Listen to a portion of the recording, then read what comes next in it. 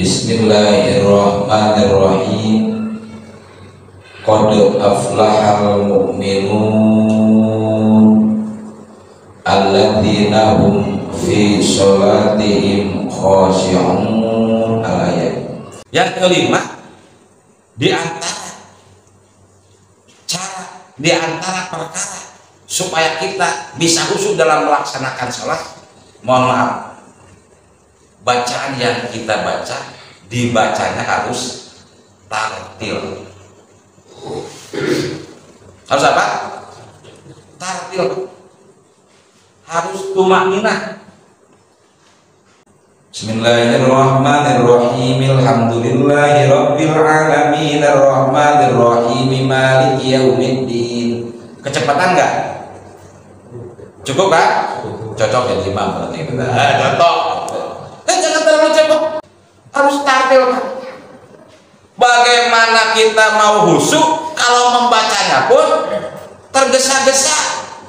Tartil tumakninah. Ini harus tartil, Pak. Apakah itu untuk imam? Bukan, untuk kita pun makmum harus begitu bacanya. Jangan sembarangan. Ya. Jadi harus tartil, harus tumakninah.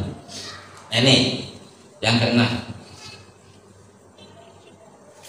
Bacaan yang kita baca pada waktu sholat. Bacaan yang kita baca pada waktu sholat harus tahu artinya, Pak. Harus tahu, harus paham, harus mengerti artinya. Kita itu harus tahu apa artinya Allahu Akbar. Kita harus tahu. Kita harus tahu apa artinya inni wajjahtu wajhiya lilladzi fataras samawati wal arda.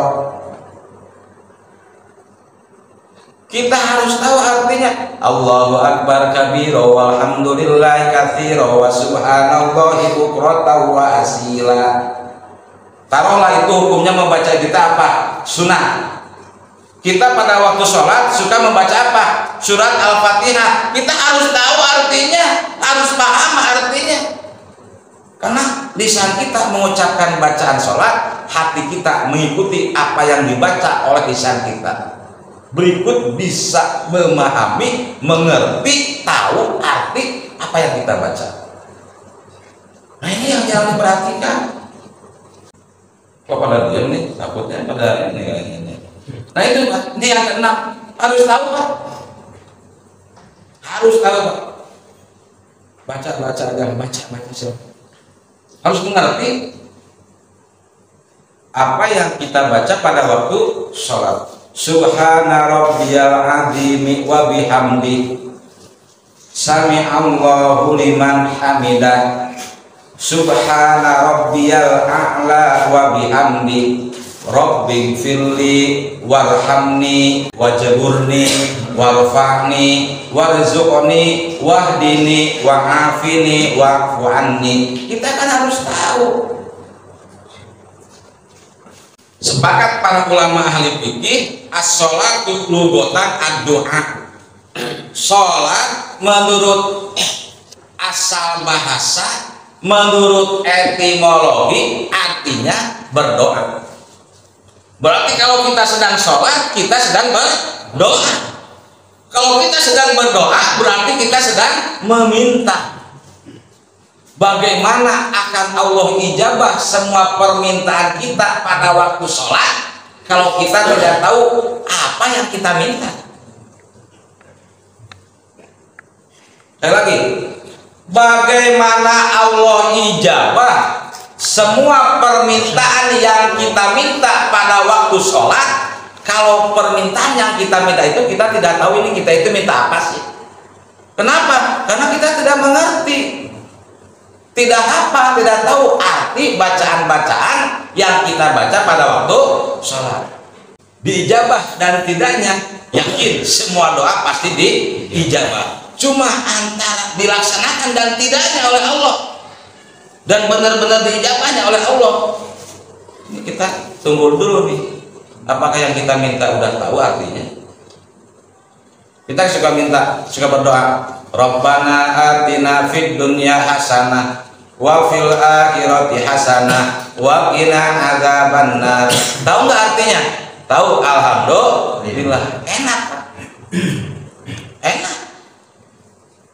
Yang kita inginkan, yang kita minta kepada Allah, ya Allah berikan kami kebaikan di dunia, ya Allah berikan kami kebaikan di akhirat. Kan enak.